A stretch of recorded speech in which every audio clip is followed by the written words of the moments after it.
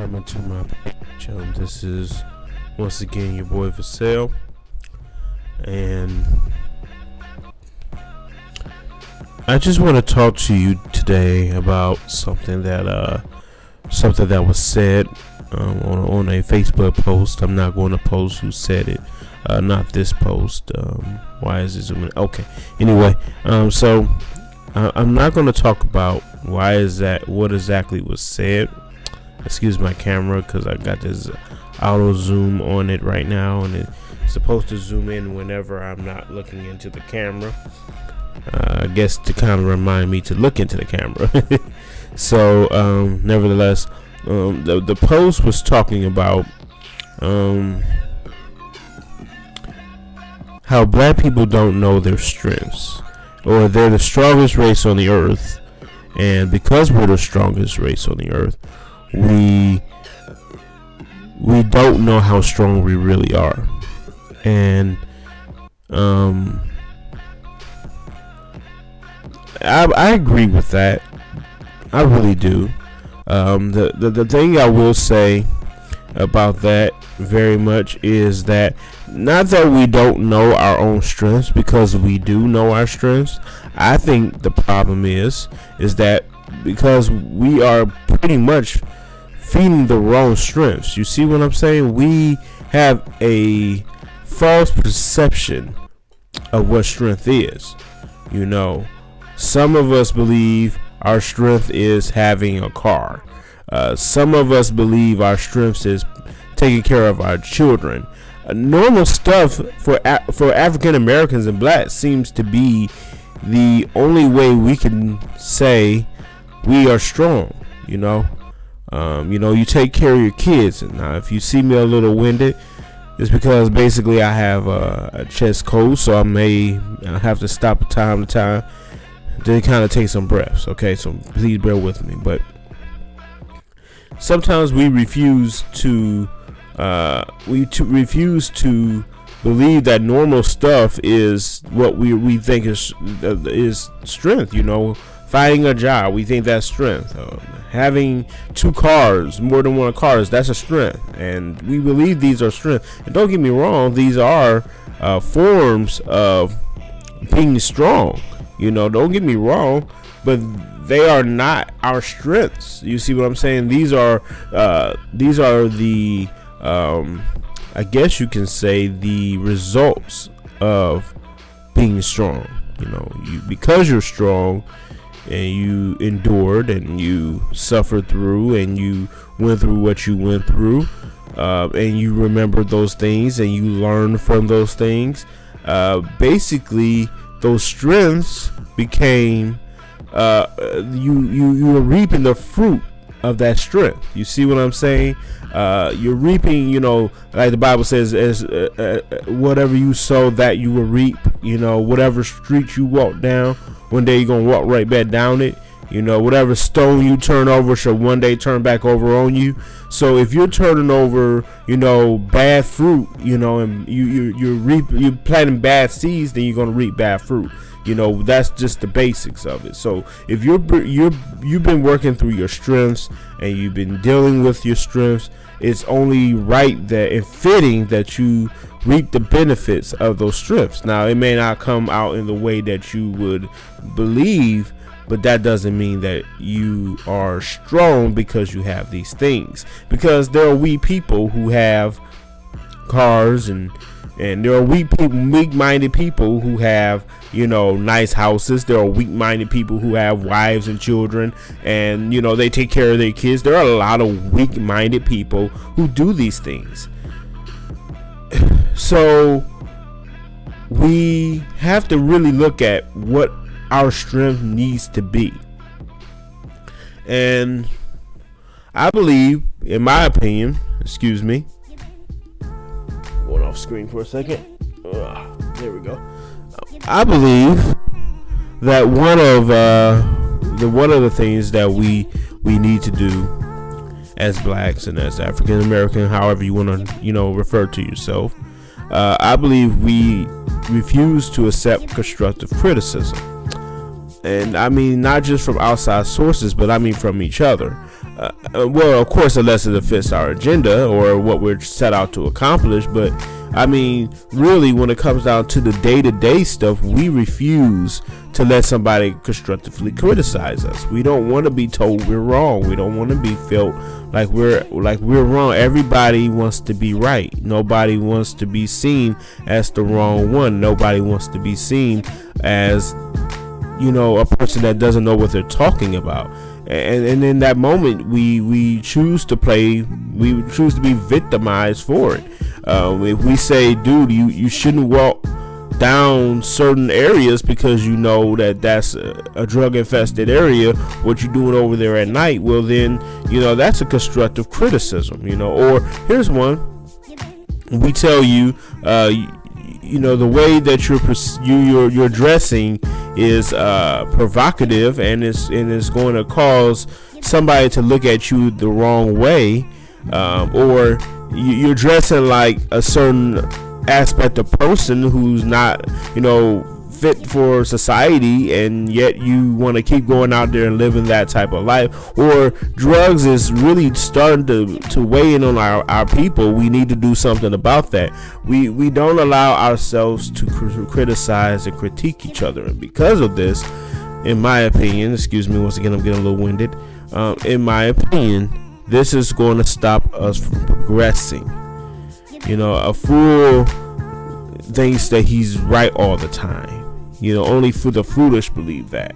The wise man will listen to criticism. He will learn from it. The Bible says that you're supposed to learn from you. Don't despise in your youth, but learn from it and grow from it. And we were supposed to not even feel bad about being young. David said, I was young and now I'm old. So that means he acknowledged his age. He acknowledged the fact that there was a time where he was young, and I don't think that always means young in body. I think that sometimes means young in mind. You were young when you made some decisions, but now that you're older and you done experienced it and you done learned it, now you can go out and show somebody else how not to live that way. Do you see what I'm saying?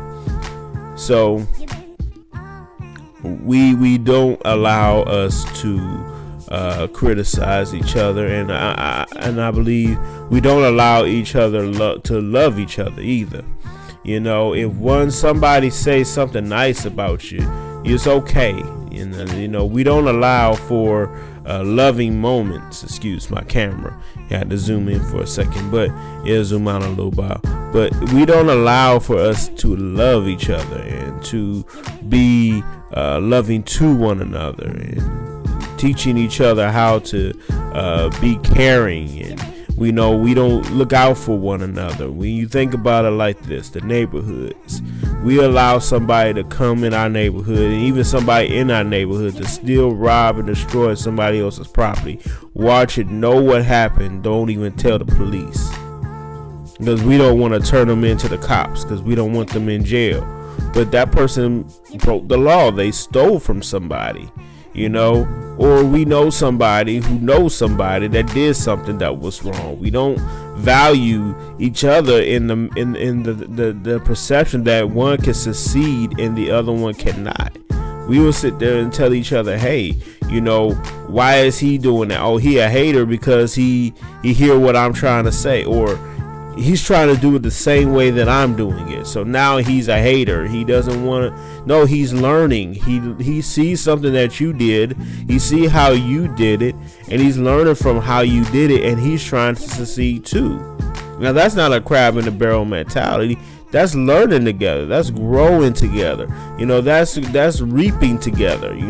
Somebody learns something, they teach it to somebody else. During the slavery, that's exactly how it was. Someone learned something, they taught it to somebody else. You go to jobs, you learn something, you teach it to somebody else. So that way they learn it and they know it, and they learn how to do it your way. And guess what? That makes you a leader. That teaches you to lead somebody, not to make you sound like you're better than somebody because you didn't figure it out. Well, if you figure it out, help somebody else learn it. And that's how we grow. And that shows that we are willing to grow with each other and we're willing to progress with each other. Okay, that was all I had in that moment. Okay, now, and we give more reverence, believe it or not, to other cultures. We don't allow each other to love each other. We give reverence to other races. We don't even want to be known as African Americans or even black for sometimes. We rather call ourselves Hispanic or mixed, just American. That's the new one going around. I'm not black, I'm just American. I'm just one of us. I've been born in America and that's all I am. But that's culture. That does not equate to where you came from. Because we've taught ourselves as blacks. Now you can't count all white people for this. This is some black people stuff. We don't want to tell each other that we came from slaves. We want to talk about slavery when there's negative stuff going on, but we don't want to talk about slavery. And I'm talking about black people here. I'm not talking about, bringing somebody else into this. This is all us.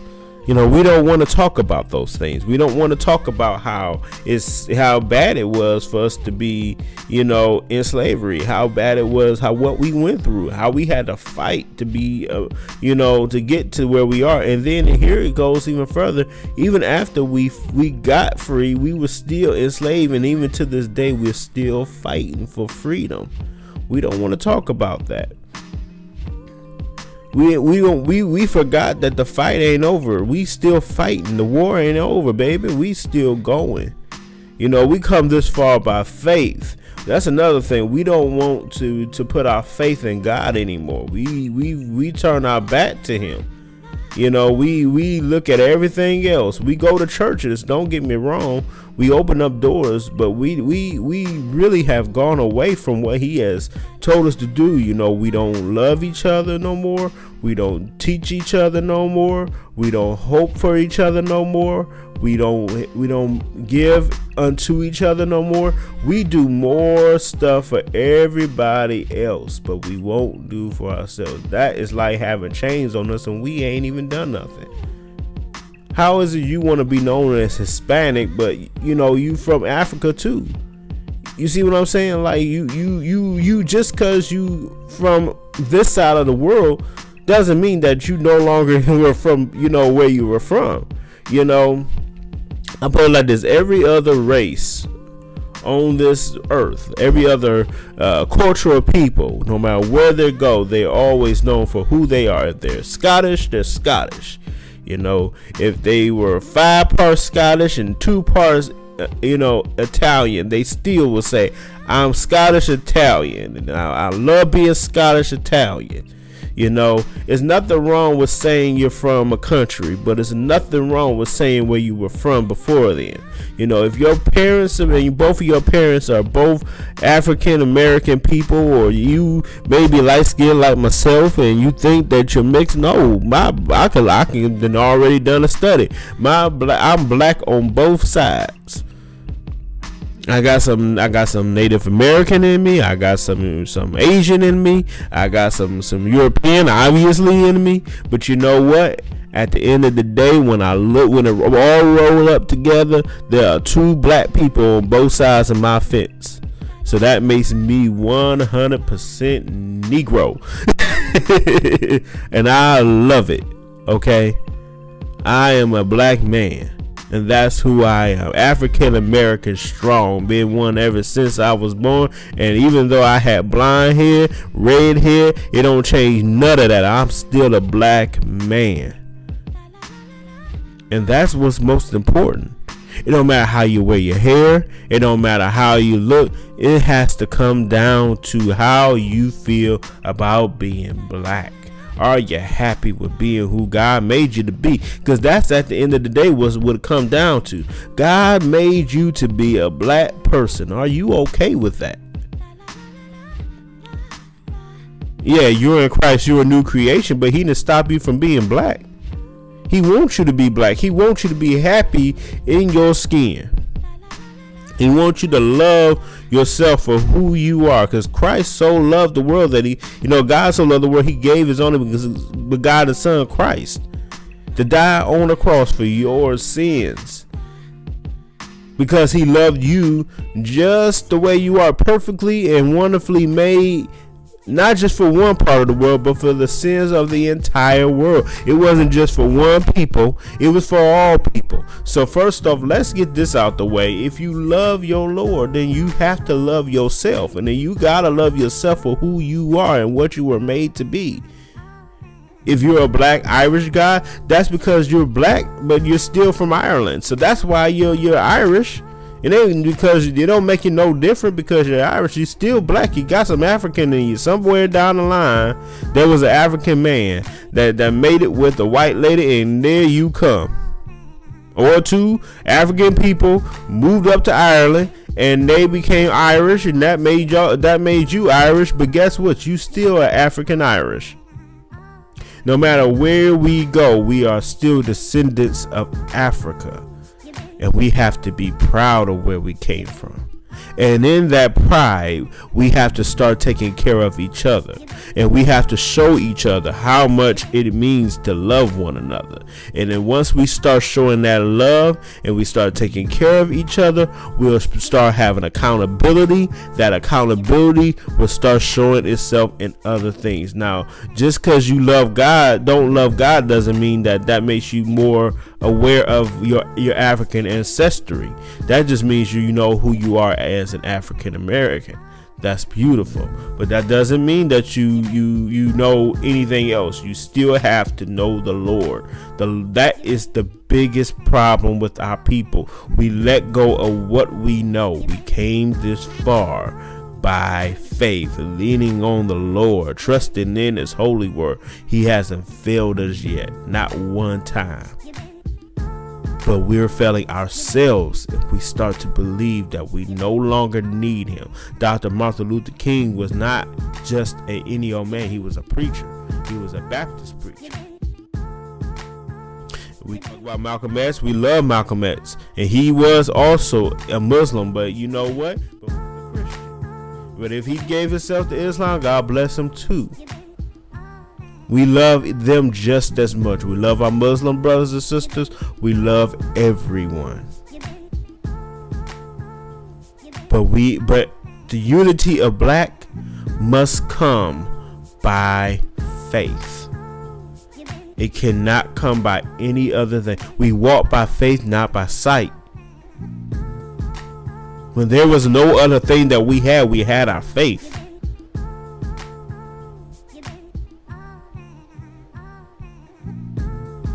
Must have been something for those slaves to walk away from all the things that they knew and walk right into God with nobody asking them to.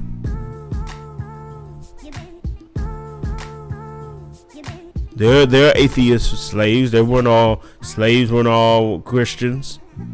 We weren't all made to be Christians. We've chosen that. And that, I will say, is all I wanted to say about this. Faith, accountability, and structure. Those are the strengths of the black community. We were morally right. When we're morally right, we can't be touched. They want to kill us when we're morally right. When we're doing what we were doing right now, all they have to do is let us keep doing what we're doing. And they're making the mockery. They're showing us all over the TV, looking at us how silly we look. So what do we do from here? How do we change this? You can tell me that in the comments below. Let me hear what you think. I'm your boy Vassell, and I'm out.